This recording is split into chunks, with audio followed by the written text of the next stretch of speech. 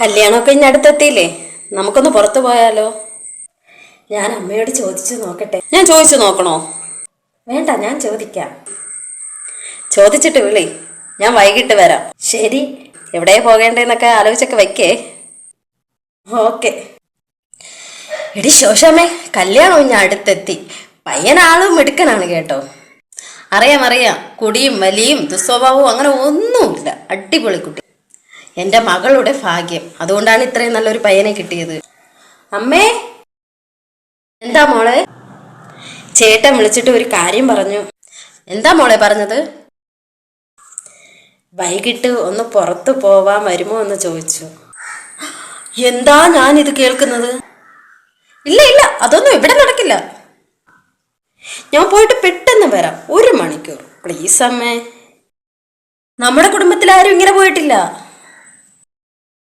അത് ശരിയാ, അങ്ങനെ വിശ്വസിച്ചൊന്നും വിടാൻ പറ്റത്തില്ല. ഇപ്പോഴല്ലേ പറഞ്ഞത് ഇത്രയും നല്ല പയ്യനെ കിട്ടിയത് എൻ്റെ മകളുടെ ഭാഗ്യമാണെന്ന്.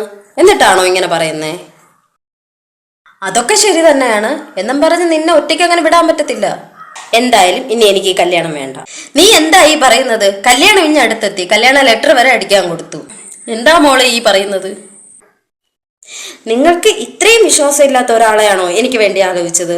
വിശ്വാസമില്ലാത്തത് കൊണ്ടല്ല മോളെ, അത് പിന്നെ ശരിയല്ല അതുകൊണ്ടാണ്. എന്ത് ശരിയല്ല എന്ന്? 1 മണിക്കൂർ പോലും എന്നെ വിടാൻ താല്പര്യമില്ല. ആ ആളെ കൂടെയാണോ എൻ്റെ ഈ ജീവിത അവസാനം മൊത്തവും ഞാൻ ജീവിക്കേണ്ടത്? സോറി മോളെ, മോള് പൊയ്ക്കോ.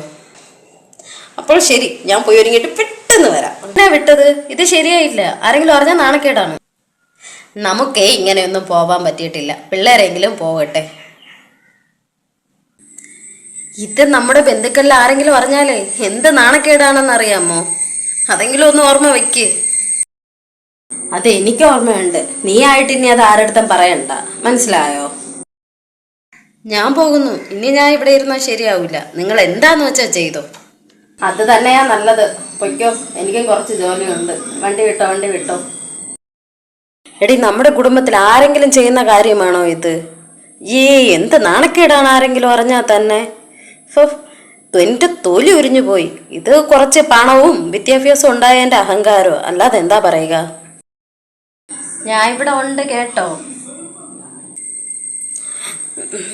ചേച്ചി ഇപ്പൊ വന്നു? അതൊക്കെ ഞാൻ വന്നു. ഇനി എന്റെ മോള് പോകുന്ന കാര്യം ഇനി വിളിച്ചു പറയാൻ വേറെ ആരെങ്കിലും ബാക്കിയുണ്ടോ? ചേച്ചിയോട് മാത്രമേ പറഞ്ഞുള്ളൂ.